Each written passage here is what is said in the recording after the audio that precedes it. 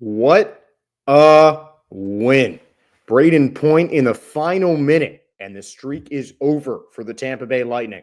Has he made the biggest impact on the Lightning offense this season? We answer that question and more on today's episode of Locked On Lightning.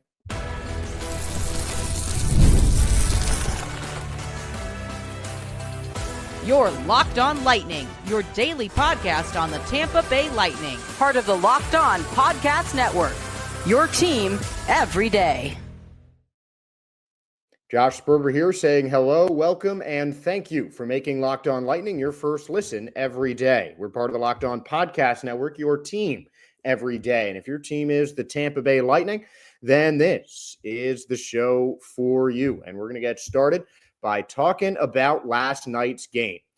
Tampa Bay Lightning came into this one needing a win, getting 30 or more shots in each of their last three games, but they had failed to score more than one goal in a given game since the loss against the Montreal Canadiens on December 29th that started this four-game losing streak. But that is as far as the streak went. A 3-2 win in big part thanks to Brayden Point, his sixth game-winning goal of the season, which is tied for the second most in the entire NHL. And Point is also tied for second in the NHL in goals. He needs one more to get to 600 on his career. And Brayden Point talked about just the different feeling that the Lightning had in this one and how much better this game felt playing than any of the games on the previous California road trip. I think so. I think definitely more than we've had in the past couple games for sure. I think it's just nice being back home and right in front of our crowd. I think we needed that. I think we had a good look.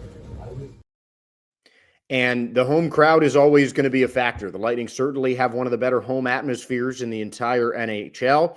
12-6-1 at home this season after earning their 21st win. Now one game behind the Boston Bruins, who they face off with on Thursday.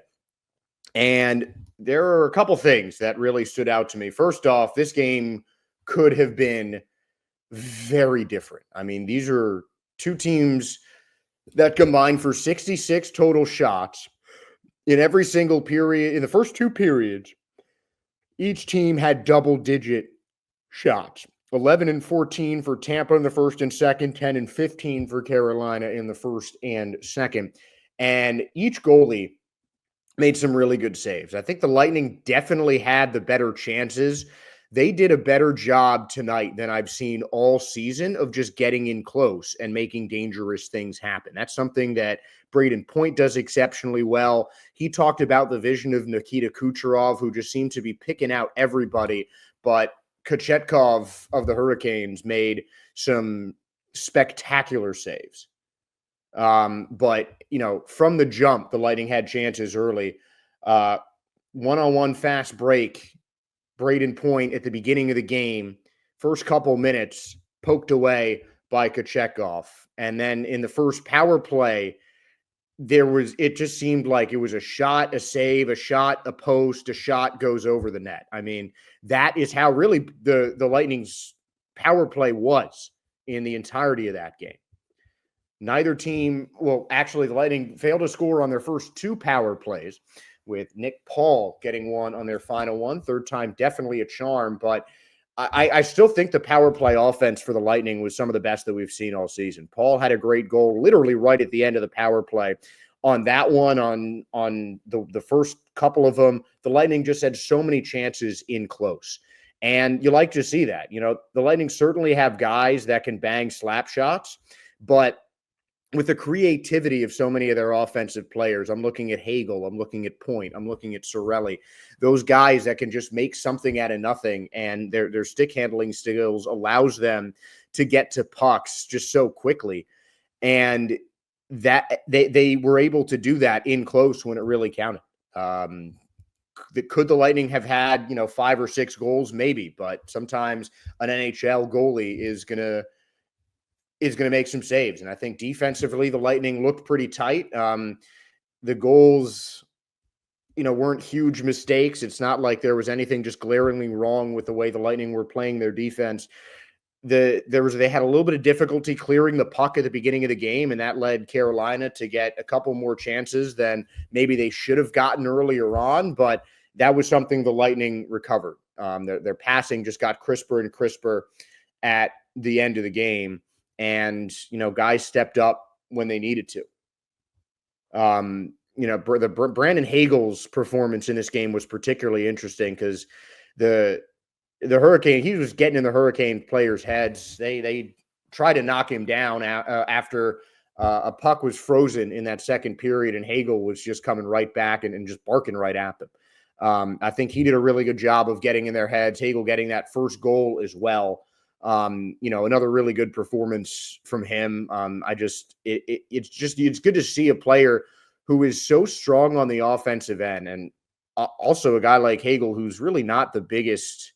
He's not the biggest guy, but he just is fearless, and he absolutely showed that. He was ready to get up in the face of anybody in Carolina, and just really left it all out on the ice there. Almost had a one-time assist right after that fight. And almost had a one-time goal as well. I mean, he had a couple of chances that he almost had a one-timer, but just kind of left it on the ground. Kochetkov was able to get the pad down really quickly. But, the Lightning certainly had some missed opportunities, but so did Carolina. Vasilevsky did what he does in the goal. The Lightning, Nick Paul talked about how it was, a really complete 60 minutes for Tampa, and I think it was. Was it their best game all season? No, but it was exactly what they needed to get the job done. If you get into a shootout with Tampa, it didn't matter if it's close or if it's some of the bigger disparities like the Lightning had over their opponents on the West Coast trips. If you get into a shootout with the Tampa Bay Lightning, usually that's not going to end well for you. And after the game, John Cooper was talking about how, this wasn't the only Lightning game with chances. The past couple games, they took their lumps. They had their chances, had some missed opportunities. In this game, when it mattered most, they cashed in on them. Were there a couple of shots that you'd want to have back that you'd think would go in, 8 more times out of 10? Yeah, maybe. But the important thing is just coming back home was exactly the medicine that the Lightning needed to start this win streak. And it is honestly a much more important victory than I think, it seems on face value. I've mentioned earlier this week that I think the game against the Bruins on Thursday to this point in the season is the biggest game of the year. It's a potential chance to flip places an divisional opponent, get a little bit more comfortable in that playoff position that the Lightning are certainly thinking about right now. Plus, the Lightning do still have the advantage of 5 games in hand on the Boston Bruins. They are down by 1 point against Boston in the standings. And this month, the Lightning are playing pretty much every other day. Half the month, the Lightning have a game going on. And this is, they're going to make up some of these games in hand, but they've got to just keep getting these wins to make up ground in the division. And I think that they can use this win against Carolina as a jumping off point because they've got a tough stretch of the schedule coming up.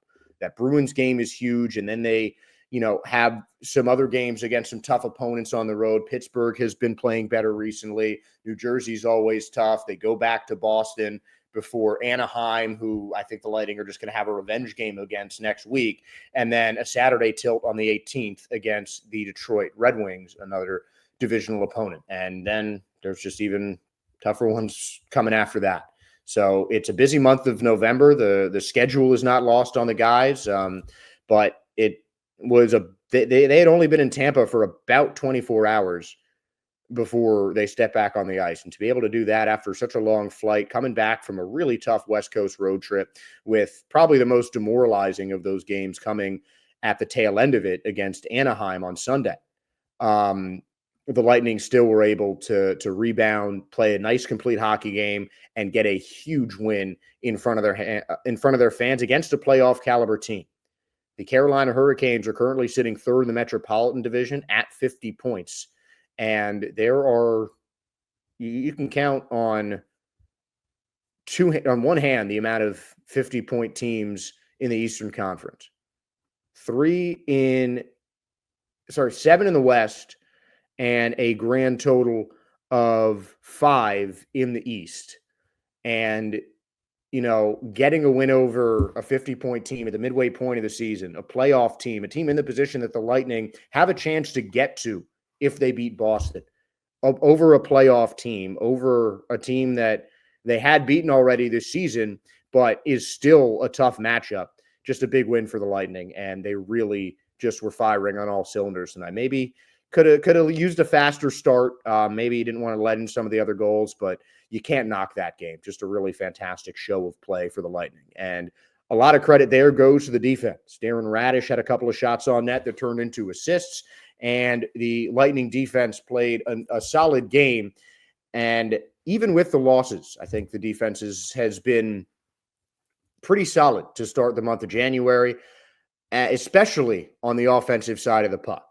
We're going to talk about just how potentially dangerous it is for the Lightning to have such an offensive-minded defensive team.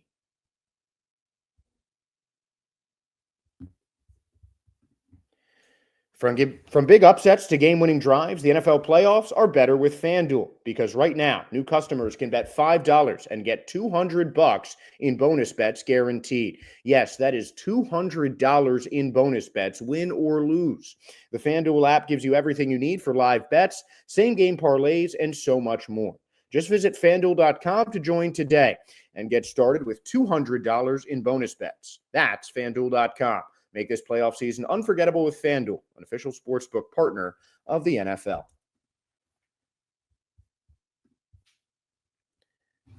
Let's talk about the Lightning defense. And this isn't going to be the typical conversation about Tampa's defense, because for the offensive-minded team that Tampa is, I feel like a lot of the problems that we've talked about with Tampa have been relating to the defense. But even over the last couple of games, with the exception of that loss against Anaheim, it was not the defense that was to blame for losing a good bit of these games during the streak. The 5-goal game against the Canadiens wasn't great, but you look at those games against the Sharks, 2 goals allowed for the Lightning. The loss against the Kings as well, 2 goals allowed for the Lightning.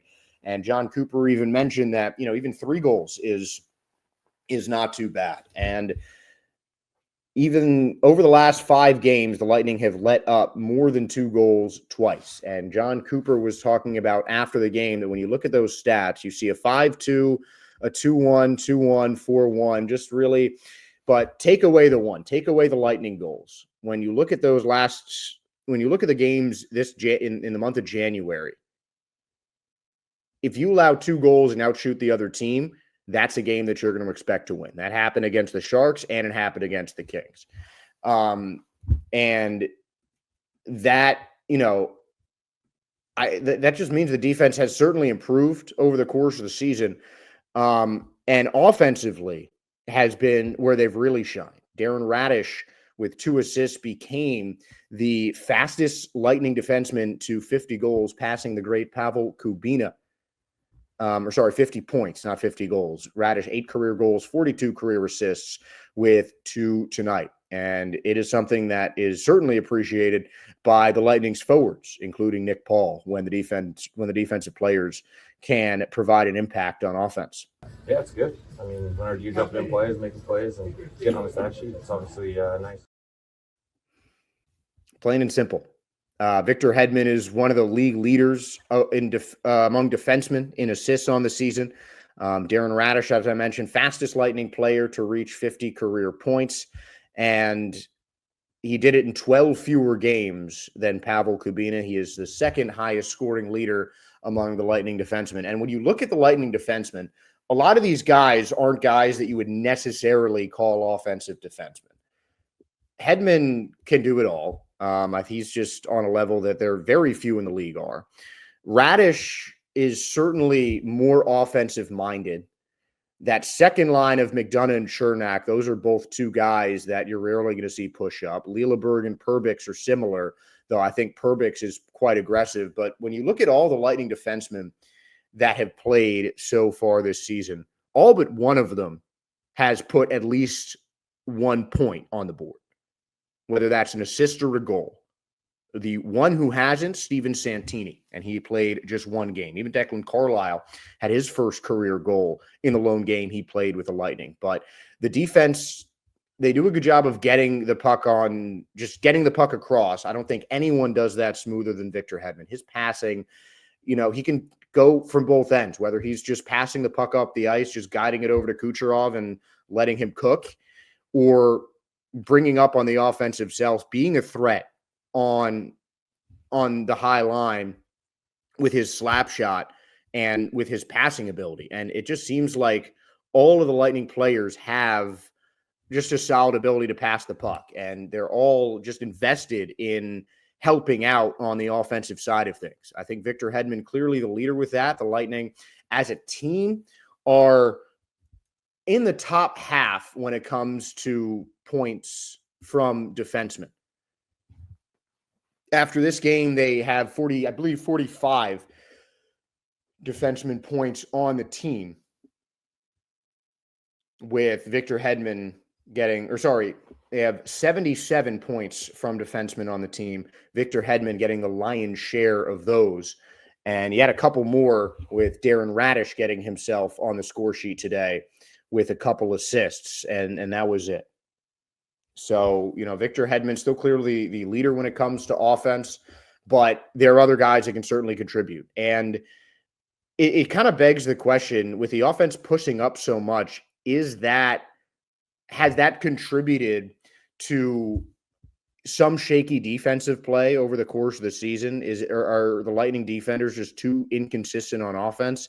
And I don't think so. I mean, I feel like the title defenseman in hockey is somewhat misleading, because yes, you have those guys playing from the back. They're the first guys that are going to get back, usually the biggest guys on the ice, with the possible exception of a couple of goalies, but usually defensemen are the biggest guys on the ice. It's certainly the case with Victor Hedman. There are a few guys that I've ever seen bigger than that man, but I think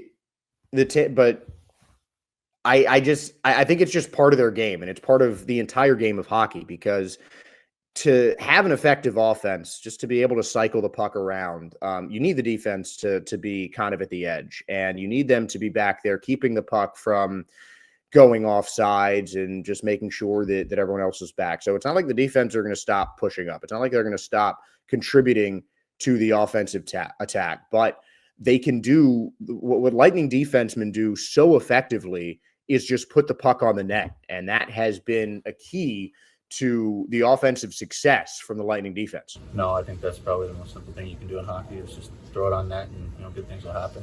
And that's kind of the way it is in the playoffs too. So, we just got to make sure we need to do the simple things and play to our strengths. And you heard Darren Radish, playing to your strengths, and the Lightning defenders might not be offensive-minded players for the most part, but they're still guys that can just play the game of hockey really well. I mean, JJ Moser's no exception to this also. Even with his injuries, he can skate with just about anyone. He can play physically, and that the same can be said about just about every Lightning defender. I think when you look at maybe the bottom four guys are a bit more defensive-minded, with the possible exception of Perbix, but I think with him, he's just someone who just kind of picks his spots and attacks when he sees an opening. But I think the Lightning defenders definitely need to stay a part of that attack, because they can hang with the Lightning offensive players, and it just gives guys like Kucherov and Gensel and Cirelli and Hagel, just whoever, it just gives them more options to move the puck around. They play back deep enough. I mean, you see time and time again, Chernak, Hedman, pretty much everyone on the defense just making those clutch little taps that keeps the puck in the offensive zone and can help set a play back up. And even if it's just a simple tap forward, the puck will reach someone on side for Tampa. And a lot of the times I feel like those taps end up going back to either Kucherov or Gensel, two of the Lightning's better passers that can help set up the play, that can help set up the offense again. And I think without the Lightning defense's help in Tampa's offense, regardless of how talented their forwards are, I just don't think that it would be as strong. So I think that the Lightning really should continue to utilize their defensive players on the offensive side, even if it's just as a safety valve. I think that I don't think they're attacking too much. I think that they pick their spots pretty well, and for the most part, they're able to get back. And honestly, I think some of the difficulties on defenses come from, careless passing or just mistakes or unforced errors or something like that are just going to happen over the course of a hockey game normally. And I think that the offensive aspect of the Lightning's defense is crucial to the way they play their game, and that was one thing that really stood out in the win against Carolina. And there were a couple players that stood out both in that game and have done so over the course of the season. We're going to talk about some of the Lightning's biggest impact players as we near the midway point of the 2024 and 25 NHL season.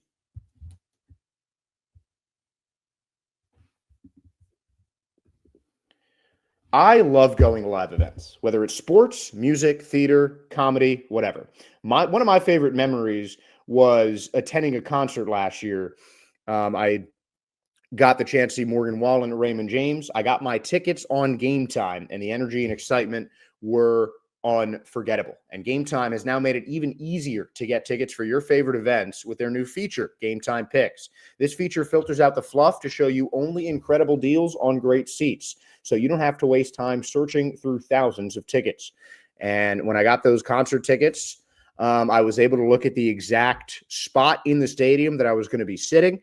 They had kind of like a mock-up of what the stage was going to be. Usually it'll just be, a digital rendering of the field, but you can really get a good view of your seat and the view that you'll have at the show or the game on the Game Time app. And the super deal was also pretty impressive because they can offer great seats at great prices. The app's all-in pricing shows the total cost up front with no surprise fees at checkout. And to me, that is the absolute best part of the app. So you can take the guesswork out of buying tickets with Game Time. Download the Game Time app today, create an account, and use the code LOCKEDONNHL for $20 off your first purchase. Terms apply, but please, again, create an account and redeem the code LOCKEDONNHL, spelled LOCKEDONNHL, for $20 off. And download Game Time today.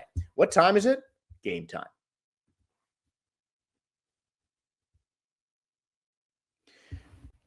So, couple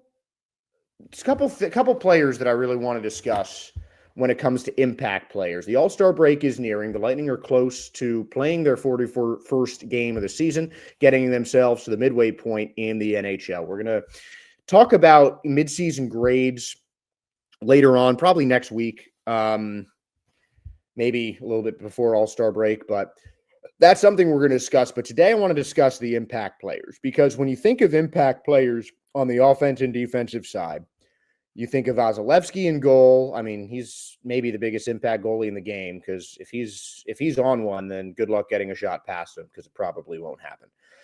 Victor Hedman is obviously the main guy you think of on defense, and Nikita Kucherov, the main guy that you'd think of on offense. But regardless of what their stats show, Kucherov leading the Lightning in points and assists, Hedman leading all Lightning defensemen in points and assists and goals. There are still other guys that I think have made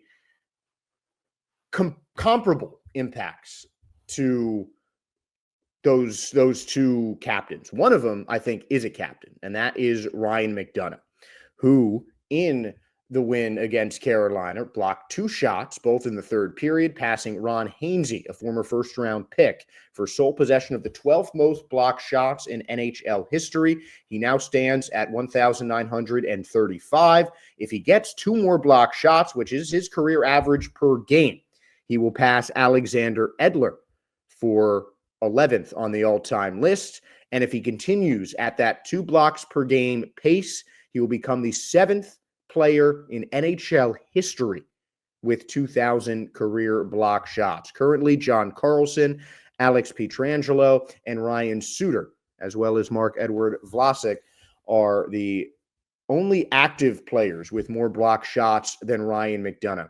And I think that McDonagh's impact maybe has been a little bit overshadowed.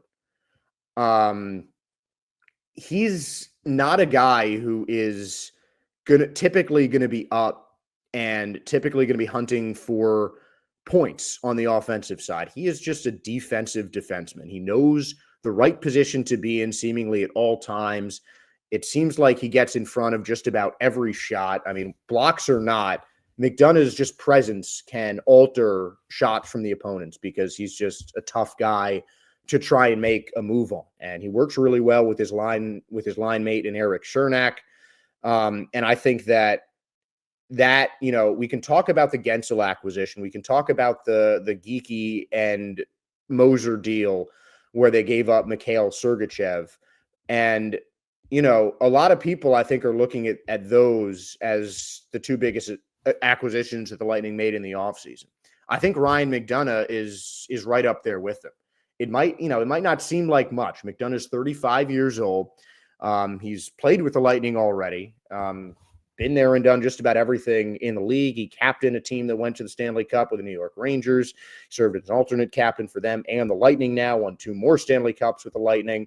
He's been there and done it. And it's great to see him still as agile as ever and as strong as ever defensively at 35 years old, because it's not common. And the Lightning do have some older guys on defense. Victor Hedman is no exception. He's only a year younger than Ryan McDonagh. But I think McDonagh is one of the most underrated acquisitions in this offseason, because without him, I think the Lightning defense would look a lot different. McDonough's 5th among defensemen with a +17. And at one point, he led the league. But over the road trip, a couple of big minus games dropped him down. He's 16th overall in the league with a +17. And again, as I mentioned, 5th among defensemen. So McDonagh might not be the biggest impact player, but when it comes to just defense, when it comes to, puck in your own zone, the attack is coming. McDonagh's a guy that you want in there with a game on the line. And his defense is really keyed the Tampa Bay Lightning. And another kind of unsung hero, which is honestly, unsung heroes might not be the right word, but on offense, you look at the Lightning offense, and Nikita Kucherov is the engine that makes it go. But his wild assist numbers, his big points numbers, Kucherov gets 1 more assist. He has 40 on the season. Those big numbers wouldn't be possible without some of the great goal scoring talent. And Brayden Point, as we've been talking about for a while now, is one of the players in main contention for the Rocket Richard race, now tied for second with his 24th goal of the season and 6th game-winning goal of the season. And John Cooper talked about Brayden Point's ability to just get pucks in tight better than anybody in the NHL. Some guys are gifted, and it's he just has a gift when he's in there. He knows where to put it. Doesn't shoot it the hardest. He just knows where to put it, and especially in situations where it's instinctive. He's got to think quick. He knows what he's doing there, and so it's really good that he's on our side. Plain and simple. I think gifted is the perfect way to describe Brayden Point. And if you guys watched the game, I'm sure you did, you saw just what an unbelievable shot. I mean, spinning, flailing backwards. He ended up on the ground after the shot, but he still put the puck in the net. And that is something Brayden Point does, I think, better than anyone. I don't think I've ever seen a player as gifted and just as strong in close like Brayden Point is. And he was someone that I pointed out at the beginning of the season that was going to need to have a huge year if the Lightning were going to have some success. He needed to pick up some of that slack from Steven Stamkos on the Lightning first line. And by every metric, Point absolutely has. He's on track for career highs in goals and maybe even career highs in assists as well. On every aspect of the offensive game, Brayden Point has been key. And if there's one player you can't take out of the Lightning lineup, it's probably Nikita Kucherov. But you can also make an argument that one player that needs to be in the Lightning lineup is Brayden Point, especially in clutch situations. I mean, that's kind of the main impact that I see in Ryan McDonagh and in Brayden Point. When the game is on the line, they are guys that you want on the ice. You want McDonough back there to just stop everything, and you want Brayden Point to clean up a mess in front of the net by putting a puck in the back of it. And as I mentioned, he's done that better than anyone else. So you might say the main impact players for the Lightning are Nikita Kucherov on offense, Victor Hedman, maybe Andrei Vasilevsky if you go the easy way with a goalie on defense. But I think you can definitely make an argument that Ryan McDonough and Brayden Point are, two of the top 3 or 4, if not the top 2 most important players on this Lightning team. And I think their added impact this season is one of the main reasons that the Lightning are in the comfortable position that they are. And they have a chance to, maybe even a chance at the division, certainly a chance to get in that 3rd spot, which the way the season is shaping up, I think they're going to end. But I think that you look at the impact that McDonough and Point have made so far this season, and that just really has to stand out to you, because it certainly does to me. And we'll have more to say on that tomorrow. But for tonight, that is going to be it. Tomorrow we'll preview the Boston Bruins game. But while it's still today, make sure to give us a follow, a like, subscribe on whatever platform you watched or listened to the show on. We really appreciate you guys and thank you for making Locked On Lightning your first listen today. For your second listen, make sure to check out Locked On Fantasy Hockey. Become a fantasy hockey expert and get the edge over your league mates with daily tips from Steele and Flip. Find Locked On Fantasy Hockey on YouTube or wherever you listen to your podcasts. And once again, on YouTube or wherever you listen to your podcasts, please follow us. Please give us a like, a subscription. We really appreciate your guys' support. And once again, thank you for tuning in. So I am Josh Sperber, bidding you all a great day, and go Bolts.